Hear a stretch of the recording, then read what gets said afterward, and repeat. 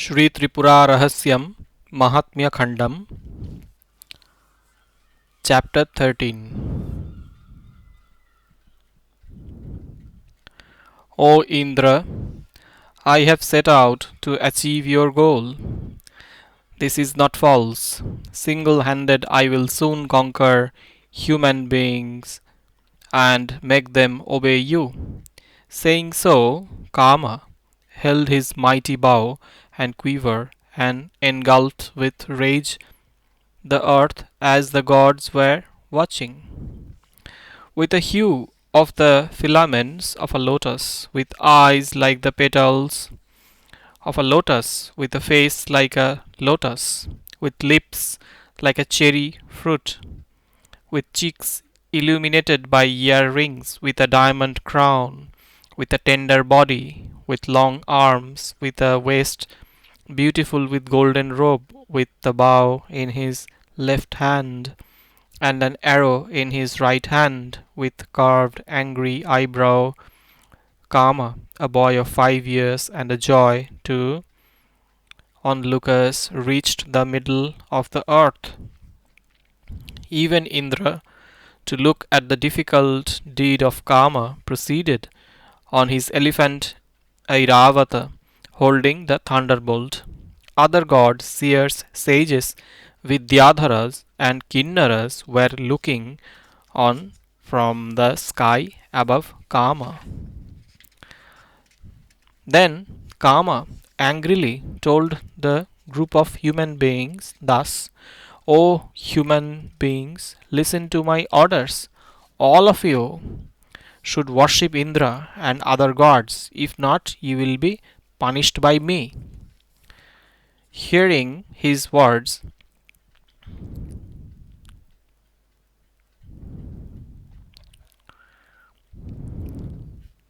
hearing his words, the people laughed loudly and spoke to each other thus: He is some young boy engaged in childish play.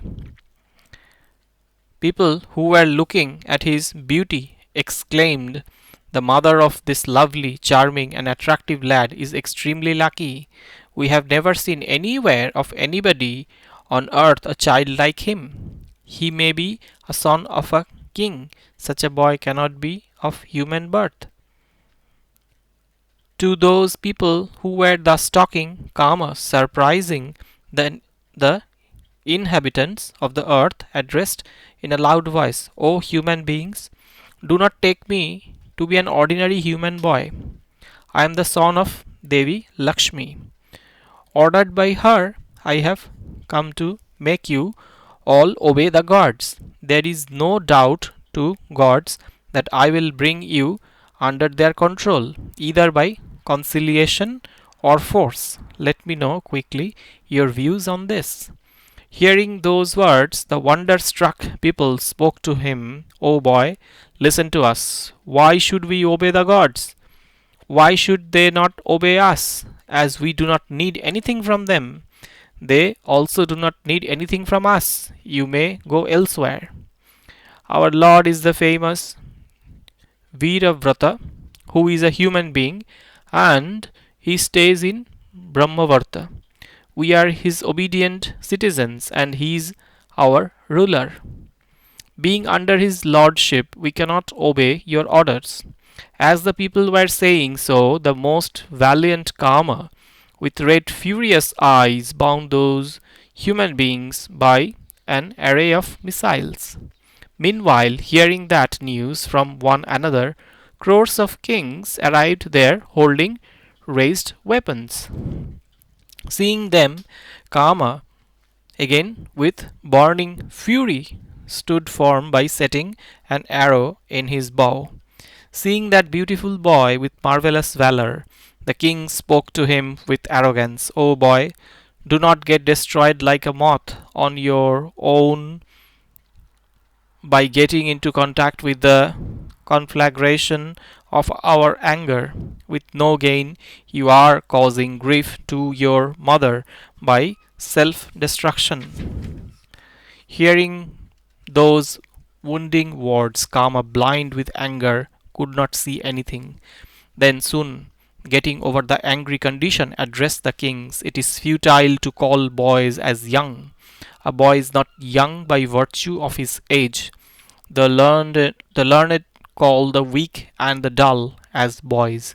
Therefore, without delay, show your potency and the strength of your missiles. After that, I will soon, by the power of my missiles, put your fame on the ground. Stop your useless talk.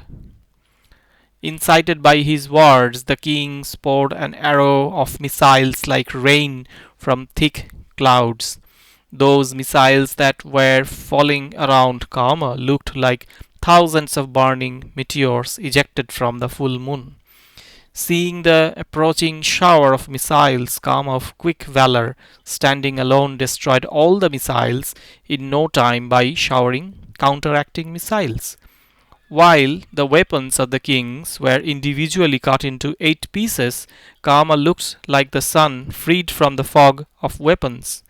Witnessing that, Indra and others praised him, saying, well done, and beating kettle drums showered flowers. Again, quickly, Kama tortured each one of them with 3 arrows by which only their name was remnant. The earth was spread over with their severed limbs, head, waist, and stomachs.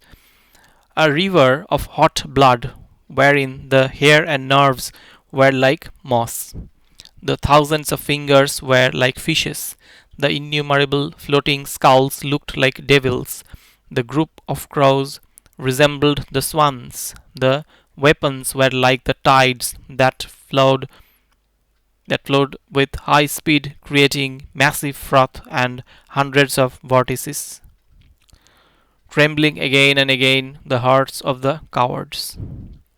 Seeing such an unfailing, wonderful valor of Kama, Indra and other gods declared that their wish was fulfilled.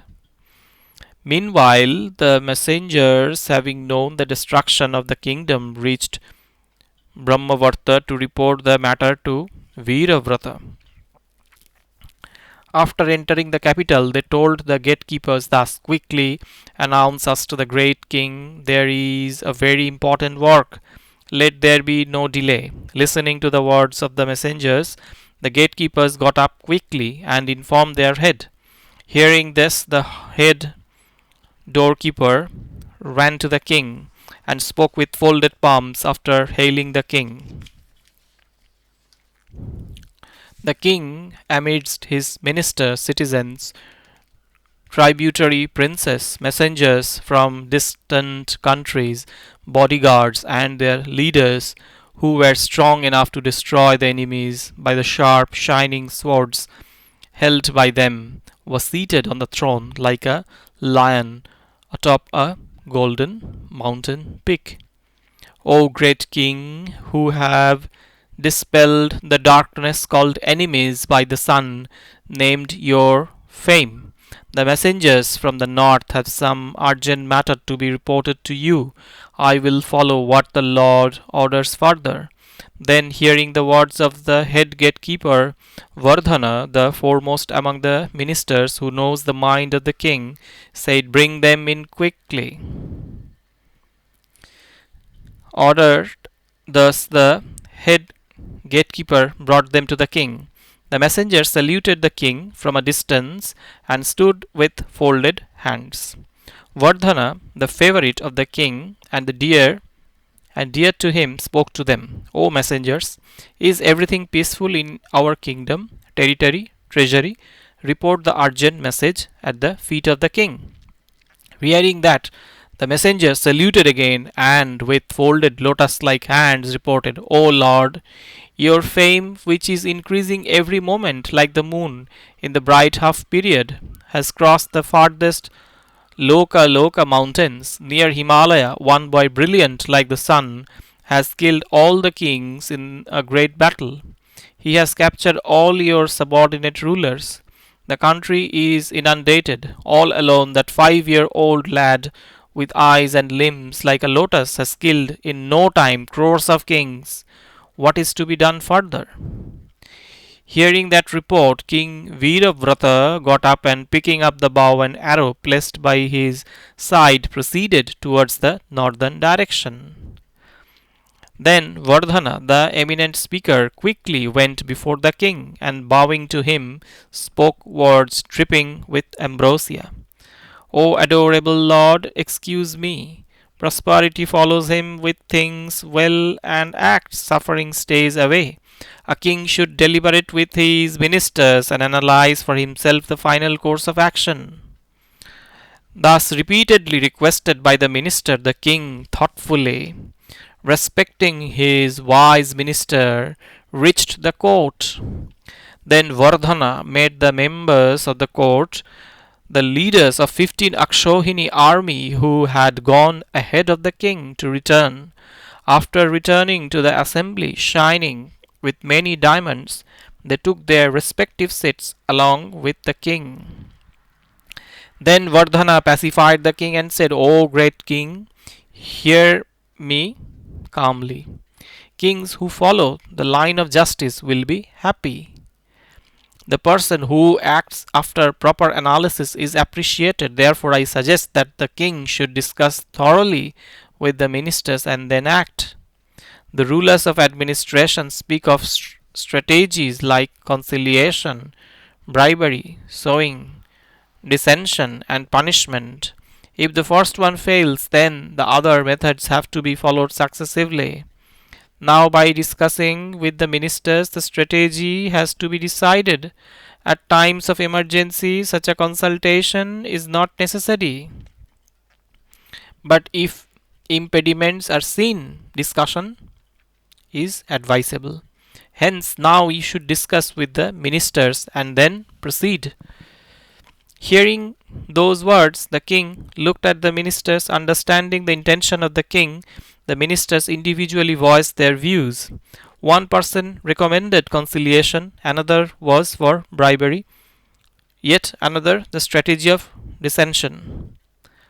The fourth wanted the course of punishment. The king, hearing such various views, was silent and then cast his eyes on Vardhana. Then Vardhana stood up and saluted the king and said, O king, the opinion of other ministers based on their individual consideration could be right, but we have to consider the actual situation. When both sides are of equal strength, conciliation suits. When the enemy is stronger,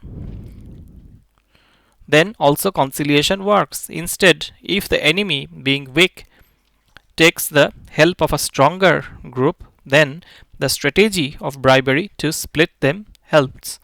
If there is no scope for this, we have to adopt the method of dissension with the help of tactful persons. If such persons are not there, then the first two strategies, that is, conciliation and bribery, should be used. The fourth method should be adopted if the other three methods cannot be utilized. A king who adopts punishment where conciliation is possible meets with trouble and spoils his own success. In reality, since Kama is not fighting for his gain, the first two strategies will be of no use. Again, because Kama is fighting all alone, the third strategy of dissension has no place. Hence, we have to resort to the fourth path of punishment.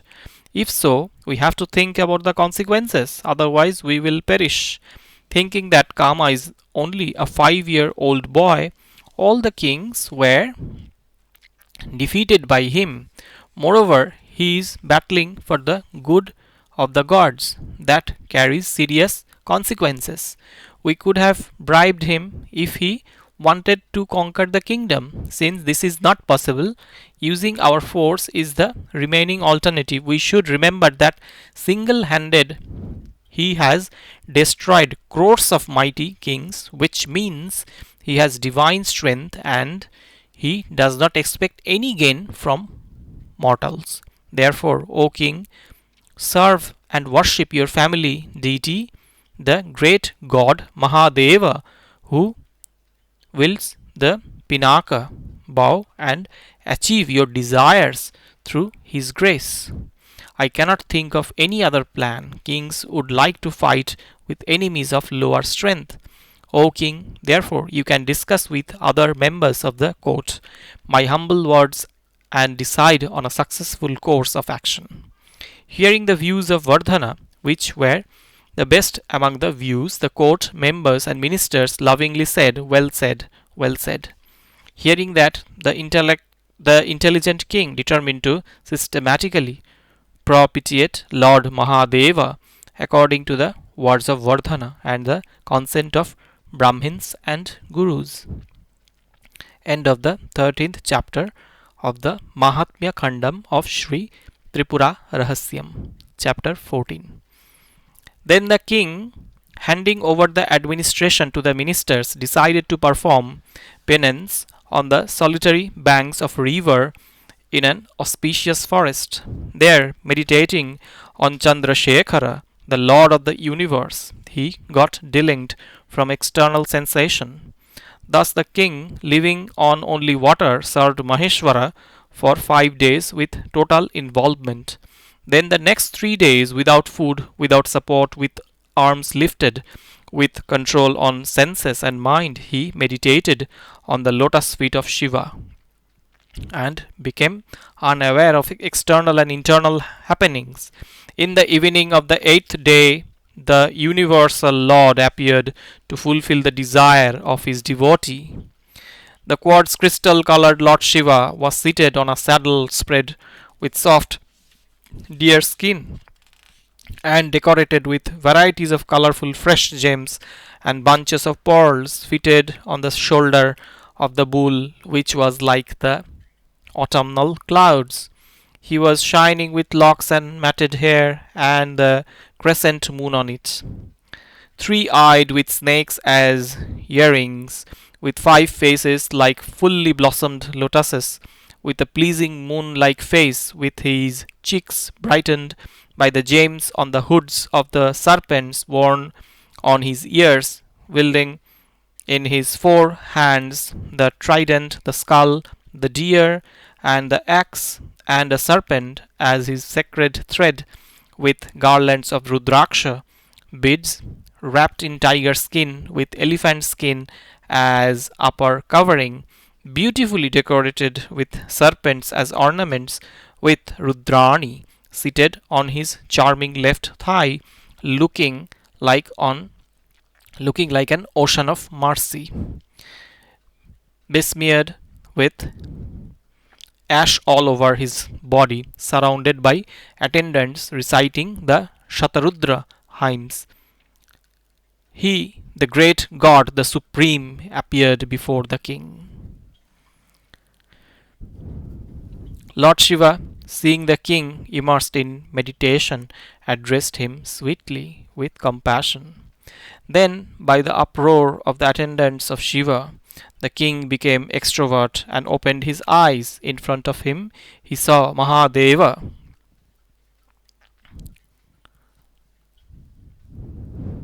In front of him, he saw Mahadeva with Devi Ambika and his retinue. With folded hands on his head, he fell prostrate on the ground. He was elated by the festive joy arising out of the sight of Shiva. His chest got wet with the flood of tears of joy. He again and again saluted Shiva and began praising him. O Shankara, O ocean of compassion, protector of devotees, protector of the universe, punisher of the wicked, your lotus feet is out of reach even for the great gods. Today I am seeing your highly rewarding lotus feet with my pure eyes. O Lord of the universe, hence there is no one other than me on this earth who is more blessed. Rare is human birth because of the virtuous deeds in the past births, and then a strong body, healing eyes, healthy eyes, and a pure mind is rarer. Such being the fact, ignoring you, the ocean of compassion, people are engaged in other material pursuits. Such persons who invite self destruction are despicable. He who spends his time by engaging his hands to serve your feet, his speech to sing your glory, his eyes to see your auspicious form, his mind to meditate on your reality, his ears to listen to your historical deeds, his legs to circumambulate your shrine, is the most fortunate in this world. O Shambhu, O Lord, for the person who has served your feet even for a second, when the lordship of the heaven is like a straw, what can be said about earthly wealth? Even then, what I am aspiring for is so trifling that the learned would laugh at it forever. Therefore, O Lord of gods, extirpate my love towards worldly affairs. On this earth, people, even after knowing that sensual craving is the essential cause of distress, desire always that alone, probably being deluded by your power of illusion. O Shiva, cast your compassionate glances on me, who is helpless, who has no other refuge, and who is saluting you. Thus praising lavishly Lord Shankara, the protector of the world, the king whose inner being was agitated with divine love fell prostrate on the ground. Then Shiva, the Lord, aligned along with Gauri from the bull and went near the king and touched his head and spoke beautiful, loving words. My child, get up. Quickly tell me, what is your fond desire? There is nothing in the world which my devotees cannot get. Listening to the listening to those words of Lord Shiva, the king, who was stupefied by asceticism, having seen the feet of Shiva, got up with folded palms and said, O Mahadeva, if you wish to grant me now my favorite boon, then uproot my worldly involvement. I do not desire in the least anything else but serving your feet. If you are filled with mercy towards me, take me towards you. Hearing the words of the king, Shambhu spoke smilingly, My child, you will reach my abode in the end. But now you go and conquer the unassailable Kama. Perhaps there is no one other than me on earth or in heaven who has vanquished him. Therefore, righteously protect your subjects by defeating Kama. Hearing the words of Shankara, the king fell prostrate on the ground and said to the great Lord Mahesha, O Lord, I do not want what you have told me. Bless me with the great opportunity to serve your feet. Let me not be the lord of the three worlds. Emperorship need not be mentioned. O God, you told me that you will grant my wants. How can you change those words? I do not want victory over my enemy. If I do not get a place near you, I will continue my penance instead of obtaining worthless boons. Hearing the words of the king, Maheshwara spoke again, O king, listen. To begin with, you did penance to conquer Kama. Hence, it will not go west. If earlier you had done tapas to get to my abode, you would have got that result first. Your contemplation would not be purposeless. Therefore, what I have said will not fail to yield result. So go and win Kama in the battle and become the emperor. At the termination of your life, you will understand me and reach me. By my grace, your mind will be free from ignorance. After saying so, Shambhu disappeared while the king was looking on. Then the king, saluting Mahadeva with devotion, became verily purified internally by respecting the orders of Shiva. Meanwhile, Kama, after capturing all the residents of the earth, came to Brahmavarta, There, the people who were standing outside, seeing the lad Kama, who was submerged in a mass of beauty, fixed their sight on him, forgetting their houses and themselves. Carried away by the beauty of his different limbs on which they had focused, the people stood like lifeless wooden dolls.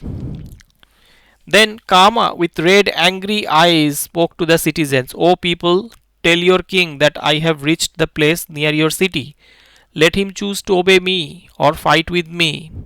Hearing the most astonishing words of Kama, this, and seeing him as the same boy with extremely fearful valor about whom they had heard before, all the citizens started running away, wailing and calling their sons, mothers, brothers, and friends.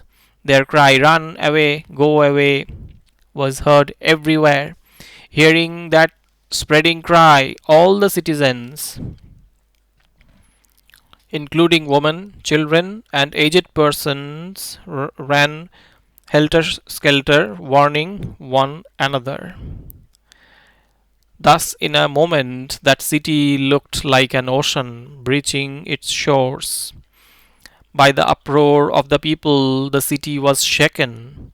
In thousands, the guards of the fort, the warriors, the army chiefs raising their arms with weapons, got onto their carriages. Meanwhile, the highly valiant army chief Shudhrati deployed the army outside the city and placed gatekeepers at all the gates sequentially, starting from the east. He deployed troops of very strong soldiers at the corners and quickly went in a vehicle to the residence of Vardhana. In the meantime, Vardhana deployed bodyguards to protect the inner chambers and sent speedy messengers to inform the king. Surrounded by the ministers, he set out from his house after sending messages to the sons of the king about the arrival of Kama. As he was proceeding, he saw Shudhrati. The chief of the army, Shudhrati, going near Vardhana, saluted him and said, "O Vardhana, hear me. I have sent the army and its leaders to obstruct Kama. The doors are guarded. In all corners, troops are deployed. All citizens who were running away have been brought back. From here I am going to bring Shatrunjaya and other sons of the king, and led by them I will quickly go to the battlefield." As Shudhrati was saying thus, the sons of the king, who were extremely brilliant, set out along with their respective armies. The four sons of the king by name, Shatrunjaya, Shatruha, Bhima, and Samaratapana, were equal to Indra in valor, were wearing war dresses and decorated with crown, ear studs, and other ornaments, were holding in their raised arms weapons resembling thunderbolts, were proficient in handling many missiles, were seated in chariots glowing like suns, and beautiful with healthy horses, were fanned and praised often by panegyrists, were fanned and praised often by panegyrists. Shudhrati reached them and after saluting them moved in front of the sons of the king riding an elephant and cleared the way. To Vardhana, the benefactor of the kingdom, the king's son said, "Safeguard along with alert soldiers, and by sending news through messengers to the city, which has many inner chambers." Listening to and receiving well the words of the king's son, Vardhana, the best among speakers, spoke aptly at that time. "O fortunate son of the king, proceed to the battle along with the army. By your grace, there will not be any lapse in duty in the city as long as I am alive. Also, be informed that preparation for war has been done. You should also, by the help of the soldiers, fight carefully. At that time, the radiant and pure Vidyapati, the priest of the lineage, surrounded by host of Brahmins, arrived there. Seeing him, the sons of the king got down from the chariots and saluted the Guru and Brahmins and stood with reverence. Then, along with the Brahmins, Vidyapati blessed them and marked their forehead with auspicious unguents and caressed their limbs and invoked protection by chants containing the names of the deity. May the trident wielder, the three-eyed Shiva, protect you from the front, Pinaki from the back, Maheshwara with his nose, your sides, he with matted locks, your head, your hands, the one who is decorated with snakes, your waist, the one wrapped in elephant skin, your stomach, the wearer of Rudraksha, the one with the eye of destructive fire, your chest, your legs, the bearer of the skull, the one with sun and moon as eyes, your backbone, the one who brings about auspiciousness, your entire body, thus invoking protection by smearing ashes and wishing all well and making them give varieties of great gifts. Vidyapati returned with the Brahmins while the king's sons were saluting him. Then the people made loud, victorious proclamations that reached the sky.